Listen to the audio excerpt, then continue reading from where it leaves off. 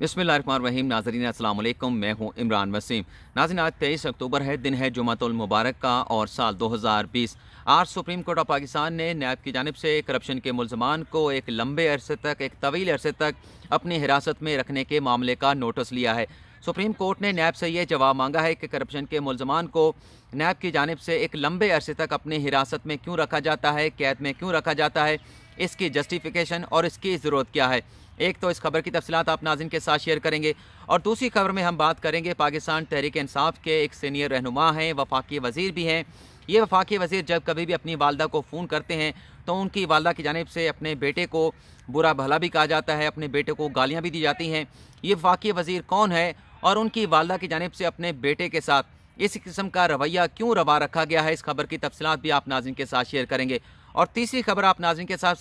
साथ सबसे पहले डिस्कस करेंगे जस्टिस काजी फ़ायसा की जानिब से अपने और अपनी अहलिया के असासों की जो तफसीलात हैं वो जारी कर दी गई हैं। जस्टिस काजी फ़ायसा ने यह भी बताया है कि उनके असासे कितने हैं, उनकी आमदन कितनी है और कितना टैक्स वो सालाना अदा करते हैं। लेकिन इसके साथ साथ हम ये बात करेंगे कि जस्टिस काजी फ़ायसा को सुप्रीम कोर्ट के जज की हैसियत से किस कदर मरात हासिल हैं और जब जस्टिस काजी फ़ायसा सुप्रीम कोर्ट के जज की हैसियत से रिटायर्ड होंगे तो रियासत पाकिस्तान की जानिब से उन्हें किस कदर जो है वो मरात फराहम की जाएंगी और जस्टिस काजी फ़ायसा के प्लॉट पर किसने कब्जा कर रखा है और ये प्लॉट किस जगह पर वाक़ है, इस खबर की तफसीलात भी आप नाज़रीन के साथ शेयर करेंगे। तो सबसे पहले जस्टिस काजी फ़ायसा के हवाले से जो खबर है उसकी तफसीलात आप नाज़रीन के साथ शेयर कर लेते हैं। नाज़रीन, वुमेन एक्शन फोरम की जानिब से सुप्रीम कोर्ट के तमाम जजेस को एक ख़त लिखा गया था जिसमें सुप्रीम कोर्ट के जजेस, उनकी अहलिया और बच्चों के असासों के हवाले से तफसीलात आइन के आर्टिकल 19A के तहत जो है वो मांगी गई थी। ये जो तफसीलात जस्टिस काजी फ़ायसा ने जारी की हैं ये इसी ख़त पर जो कि वुमेन एक्शन फोरम की जानिब से लिखा गया है, इसी ख़त के जवाब में जारी की गई हैं, जिसमें यह बताया गया है कि जस्टिस काजी फ़ायसा को सुप्रीम कोर्ट के जज की हैसियत से 2 गाड़ियाँ जो है वो फराहम की गई हैं। दोनों जो गाड़ियाँ हैं होंडा सिविक हैं, एक 2015 मॉडल है, एक 2017 मॉडल है और इन गाड़ियों को चलाने के लिए रियासत पाकिस्तान की जानिब से 600 लीटर पेट्रोल जो है वो फराहम किया जाता है। मेडिकल की मुफ्त सहूलियात भी हुकूमत पाकिस्तान की जानिब से फराहम की जाती है और इसके साथ साथ बिजली, गैस और पानी की भी मुफ्त सहूलत जो है वो फराहम की जाती है। इसके साथ साथ जस्टिस काजी फ़ायसा की जानिब से ये भी बताया गया है कि मुझे इस्लामाबाद में सुप्रीम कोर्ट के जज की हैसियत से एक सरकारी रिहाइश भी फराहम की गई है, लेकिन उस रेजिडेंस का जो रेंट है मेरी तनख्वाह से डिडक्ट कर लिया जाता है। और यह भी बताया गया है कि मुझे जज की हैसियत से एक पार्ट टाइम माली और क्लीनर भी जो है वो फराहम किया जाता है। और इसके साथ साथ नाज़रीन, जस्टिस काजी फ़ायसा जब रिटायर्ड होंगे तब उन्हें रियासत पाकिस्तान की जानिब से किस कदर मरात फराहम की जाएंगी। एक तो नाज़रीन जो पेंशन फराहम की जाती है, कोई भी अगर रियासत पाकिस्तान का मुलाजिम हो तो उसकी जो जितनी भी लेंथ सर्विस होती है उसे काउंट करने के बाद उसकी पेंशन की डिटर्मिनेशन की जाती है। तो जस्टिस काजी फ़ायसा को कितनी पेंशन मिलेगी ये डिपेंड करेगा कि उनकी कितनी सर्विस जो है वो लाहौर हाई कोर्ट और सुप्रीम कोर्ट में बनती है। लेकिन जस्टिस काजी फ़ायसा को रिटायर्ड होने के बाद एक ड्राइवर, एक अर्दली और एक पुलिस गार्ड जो है वो हुकूमत पाकिस्तान की जानिब से फराहम किया जाएगा। इसके साथ साथ जहाँ कहीं भी वो अपनी रिहाइश अख्तियार करेंगे रिटायर्ड होने के बाद 2000 यूनिट बिजली उन्हें मुफ्त फराहम की जाएगी, 600 लीटर उन्हें पेट्रोल फराहम किया जाएगा, गैस, पानी और फ़ोन की सहूलत भी रियासत पाकिस्तान की जानिब से फराहम की जाएगी। इसी तरह से जस्टिस काजी फ़ायसा के पास जो इस वक्त ज़ेर इस्तेमाल गाड़ी है, अगर जस्टिस काजी फ़ायसा वो गाड़ी खरीदना चाहते हैं तो उन्हें डेप्रिशिएट वैल्यू पर वो गाड़ी वो ख़रीद सकते हैं और वो अमाउंट जो है वो चंद लाख रुपए ही बनती है, इससे ज़्यादा नहीं होती। तो ये जो जस्टिस काजी फ़ायसा को मरात हुकूमत पाकिस्तान की जानिब से दी जा रही हैं, सुप्रीम कोर्ट के बाकी जजेस को भी यही मरात फराहम की जा रही हैं। जस्टिस काजी फ़ायसा ने यह भी बताया है कि मेरे कराची में 3 प्लॉट हैं, जब मैं वकील था तब मैंने ये प्लॉट ख़रीदे थे और इसके साथ साथ मेरे वालिद काजी ईसा की जानिब से मुझे एक विरासत में जो प्लॉट मिला था जो कायदे आज़म की जो ज़ियारत रेजिडेंसी है उसके साथ वाक़ था, लेकिन इस प्लॉट पर हुकूमत पाकिस्तान की जानिब से गैर कानूनी कब्ज़ा किया गया है। इसके साथ साथ जस्टिस काजी फ़ायसा ने यह भी बताया है कि मेरा लाहौर में 1 कनाल का घर है जो मैंने कोयटा में अपनी जो जायदाद थी वो फ़रोख्त करके हासिल किया। जस्टिस काजी फ़ायसा ने बताया कि मेरे अकाउंट में 413 लाख यानी कि 4 करोड़ 13 लाख रुपए हैं और जो फॉरेन करेंसी मेरा अकाउंट है उसमें 41 लाख रुपए है और मेरे पास अपनी 3 गाड़ियां हैं जिसमें एक होंडा एकॉर्ड है, एक होंडा सिविक है और एक मिनी जीप मेरी अपनी मलकियत में है। आमदन के हवाले से जस्टिस काजी फ़ायसा ने यह बताया कि 2018 में मेरी आमदन 1 करोड़ 51 लाख से ज़्यादा थी जिस पर मैंने 22 लाख टैक्स अदा किया 2019 में मेरी आमदन 1,31,71,00,000 से ज़्यादा थी, जिस पर मैंने 17,92,000 टैक्स अदा किया। और 2020 में मेरी जो आमदन है वो 2,12,00,000 से ज़ायद थी, जिसमें मैंने 26 लाख से ज़ायद जो है वो टैक्स अदा किया। इसी तरह से अहलिया जस्टिस काजी फैसल ने भी अपने असासों के हवाले से तफसीलात जारी की हैं, और वो वही असासे हैं जब सुप्रीम कोर्ट में जस्टिस काजी फैसल के खिलाफ सदारती रेफरेंस की समाअत हो रही थी, उसकी तफसीलात जो वहाँ पर फराम की गई थी वही तफसीलात हैं। लेकिन जस्टिस काजी फैसल की अहलिया के असासों के हवाले से जो तफसीलात फराम की गई हैं कि उनकी आमदन कितनी है, उनके कितना टैक्स अदा किया गया है, तो 2018 में जस्टिस काजी फैसल की बेटी ये बताती हैं कि मेरी आमदन जो थी वो 41,73,000 से ज़ायद थी और मैंने 4,80,000 से ज़्यादा टैक्स अदा किया। 2019 में मेरी 50 लाख से ज़ायद इनकम थी और मैंने 6,84,000 से ज़्यादा टैक्स अदा किया। और 2020 में मेरी आमदन जो है वो 61 लाख से ज़्यादा थी और मैंने 9,72,000 से ज़्यादा जो है वो टैक्स अदा किया। ये नाज़रीन तफसीलात होगी जस्टिस काजी फैसल के हवाले से, और मैंने कोशिश की है कि जल्दी ये तमाम तफसीलात आप नाज़रीन के साथ शेयर कर लूँ। तो अब हम बात कर लेते हैं कि सुप्रीम कोर्ट ऑफ पाकिस्तान ने आज नैब की जानिब से करप्शन के मुल्ज़मान को एक लंबे अरसे तक अपनी हिरासत में रखने के मामले जो नोटिस लिया है। दरअसल ये माजरा क्या है और सुप्रीम कोर्ट ऑफ पाकिस्तान ने इस मामले का नोटिस क्यों लिया। आज सुप्रीम कोर्ट ऑफ पाकिस्तान में पंजाब के फूड डिपार्टमेंट के एक डायरेक्टर हैं मोहम्मद अजमल, उनकी दरख्वास्त जमानत पर समाअत हुई। वकील की जानिब से अदालत को यह बताया गया कि 14 माह से मेरा जो क्लाइंट है वो नैब की हिरासत में है और जो फ़र्द जुर्मात की आयद की गई है वो 20 अगस्त 2020 को आयद की गई है। तो 14 माह से हमारा जो क्लाइंट है वो हिरासत में है, वो जेल में कैद है, लेकिन अभी तक जो रेफरेंस मेरे क्लाइंट के खिलाफ करप्शन के हवाले से, अख्तियारात के नाजायज़ इस्तेमाल के हवाले से दायर किया गया है, उस पर बाकायदा एहतसाब अदालत में कार्रवाई का आगाज़ नहीं हो सका, जिस पर अदालत ने यह नोटिस लिया कि नैब हमें यह बताए, नैब के वकील भी अदालत में मौजूद थे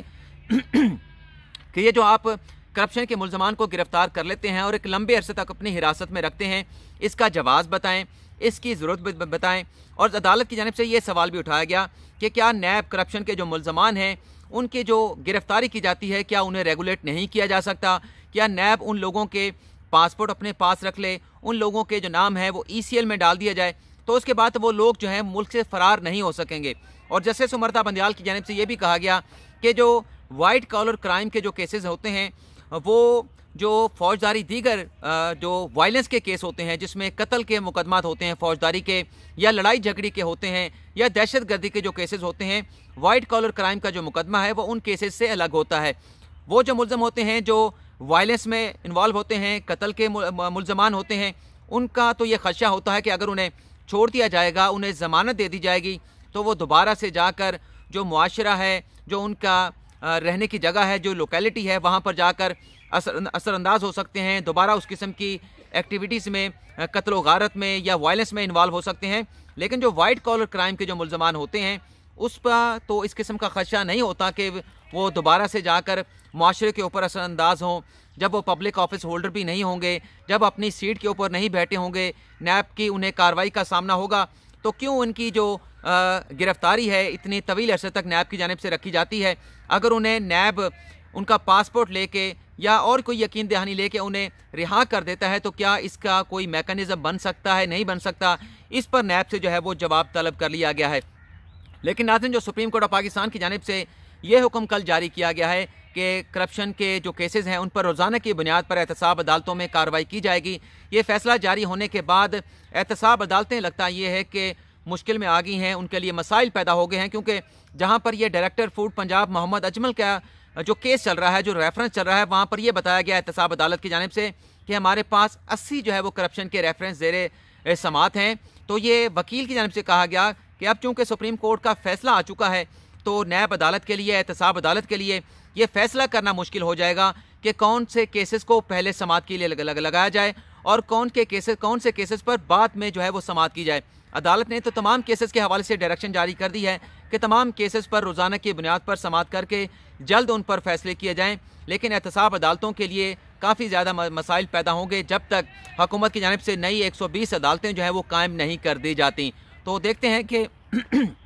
माफ़ कीजिएगा कि जो जवाब सुप्रीम कोर्ट ऑफ पाकिस्तान की जानिब से मांगा गया है उस पर नैब की जानिब से इन गिरफ्तारियों पर क्या जस्टिफिकेशन जो है अदालत के सामने पेश की जाती है। आखिरी सेगमेंट के हवाले से बात कर लेते हैं कि जो एक वफाकी वज़ीर हैं जो पाकिस्तान तहरीक इंसाफ उसके साथ उनका ताल्लुक़ है, इन्हें क्यों अपनी वालदा की जानिब से इस किस्म के सख्त रवैये का सामना करना पड़ता है। नाज़रीन, रऊफ़ क्लासरा साहब ने आज अपना कॉलम लिखा है रोज़नामा दुनिया में। उनकी जानिब से बताया गया कि मैं पिछले दिनों पार्लियामेंट हाउस में गया, वहाँ पर मेरी एक वफाकी वज़ीर के साथ अचानक मुलाकात हुई। उन वफाकी वज़ीर की जानिब से ये शिकवा किया गया कि क्लासरा साहब आप हमारे पास नहीं आते, आप हमें फ़ोन नहीं करते, आप हमारे साथ मुलाकात नहीं करते। जिस पर क्लासरा साहब की जानिब से कहा गया कि हम सहाफ़ियों को गर्ज़ होती है खबर से, आप वफाकी वज़ीर हैं, हुकूमत में शामिल हैं, वफाकी काबीना का हिस्सा हैं, लेकिन आपसे हमें चूँकि कोई ख़बर नहीं मिलती तो लिहाजा इस वजह से हमारे आपके साथ राब्ते जो है वो कम होते हैं। इसके बाद वफाकी वज़ीर की रऊफ़ क्लासरा के साथ एक बैठक हुई और इस बैठक में मुल्क की जो सियासी हालात हैं, जो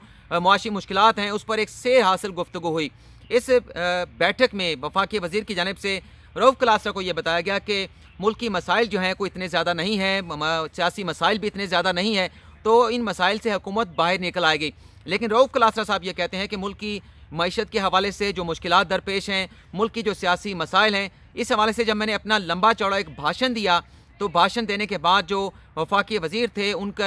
जो एतमाद था मुझ पर वो भी बहाल हुआ। और जब नशिस्त ख़त्म होने लगी तो वफाकी वज़ीर की जानिब से मुझे ये बताया गया कि मेरी जो वालदा हैं वो भी हमारी हुकूमत के साथ इस वक्त जो है वो नाराज़ हैं, वो खुश नहीं है। और ये बताया गया वफाकी वज़ीर की जानिब से कि मैं जब कभी भी अपनी वालदा को फ़ोन करता हूँ तो मेरी वालदा की जानिब से मुझे बुरा भला कहा जाता है। रऊफ़ क्लासरा ने बताया कि जब ये बताया गया वफाकी वज़ीर की जानिब से तो मैंने उनसे पूछा कि आपकी वालदा आपके साथ क्यों नाराज़ है, क्यों आपको गालियाँ देती हैं। तो वफाकी वज़ीर ने यह बताया कि मेरी वालदा का इशू महंगाई भी नहीं है, मेरी वालदा का इशू मुल्क की मईशत भी नहीं है, मुल्क की सियासत भी नहीं है, लेकिन वालदा की जानिब से ये शिकायत की गई है कि जो वज़ीर आज़म इमरान खान के लाडले हैं उस्मान बुज़दार, उन्होंने लाहौर का बेड़ा गर्क कर दिया है। वालदा ये कहती हैं उन वफाकी वज़ीर की कि लाहौर का शहर साफ़ सुथरा भी था, लाहौर का शहर खूबसूरत भी था, लेकिन जब से